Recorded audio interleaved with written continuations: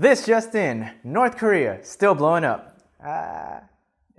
You laugh. So just a quick update, due to scheduling and there not being enough hours in the day, uploads will happen whenever they do, at least until the director, graduates, which is soon. This episode we'll be talking about North Korea, again, the weather, which has been shit, and technology. Not sure when this missile measuring contest will be over, but the mountain that North Korea conducts its tests on will be collapsing soon. And basically that means that all the radiation that's been trapped underneath the mountain will leak out and spread across the land. So the radiation that leaks out is basically gonna fuck China, and this is now when they're gonna step up and take a bigger position in stopping North Korea. At least I hope. So if the mountain collapses, China's gonna go from, hey, North Korea, chill, bro, to, you don't cut that shit, I'm gonna beat your ass. Now let's cut to Will with the weather. Yeah, it's pretty rough out here. I could only give you the audio because the camera is soaked. Justin, I'm losing you. Hello.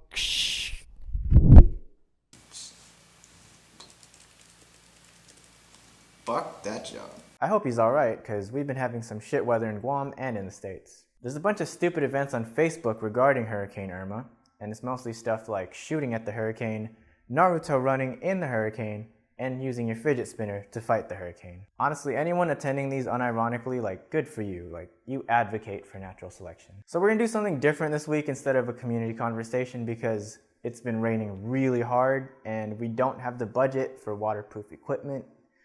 So that, and people are a lot harder to talk to when it's wet.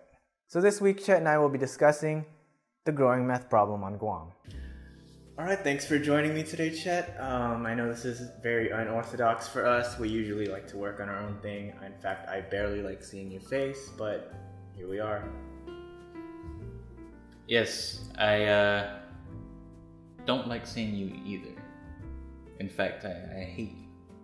You don't pay me enough for any of this. I don't pay you at all. So, meth. Why do you think it's a problem? Bitch. No. So, why do you think meth is a problem? I mean, it's obvious to everyone why meth is a problem, but I want to know why it's a problem to Chet.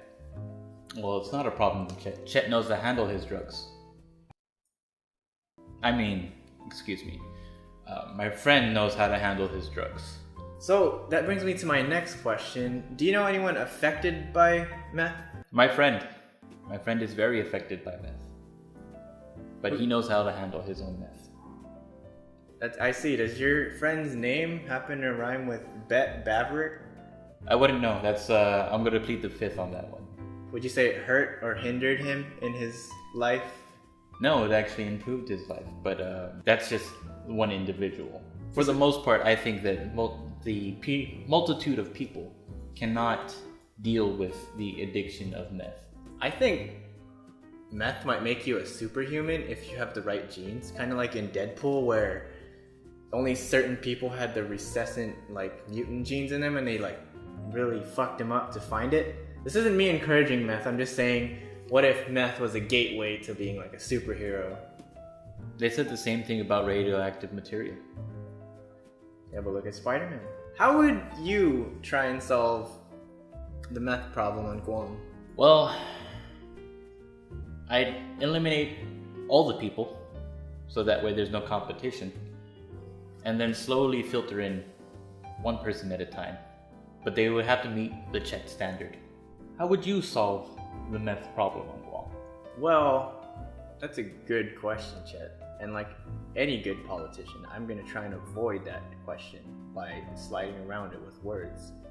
Big words, like watch this. So, pretend you just asked me how I would solve that problem. Let's see if I was the governor or something.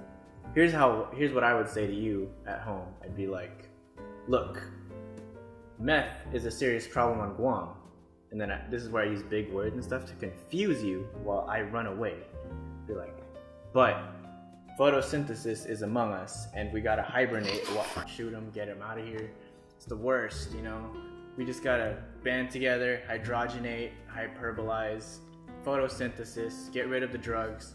Methamphetamine, crack cocaine, not me, not my game. I'm out. Boom. But to further my point, I actually have some right here.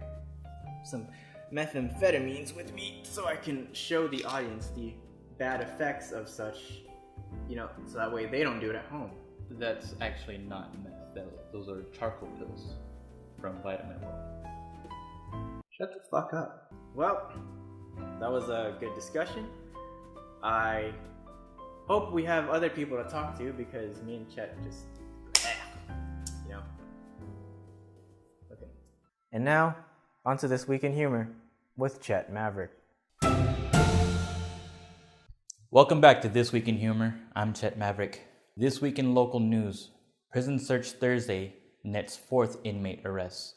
The inmate was found with 1 cell phone. With all this contraband being found, it makes you wonder, which asshole is bringing this in? In news stateside, Denver nurses were suspended for opening a body bag to admire a man's genitals. They were quoted saying, "He's quite stiff." Elsewhere in the States, plastic surgery addict is left with permanent erection after a botched nose job. Upside, he saves on Viagra. Lastly, in international news, it's North Korea again.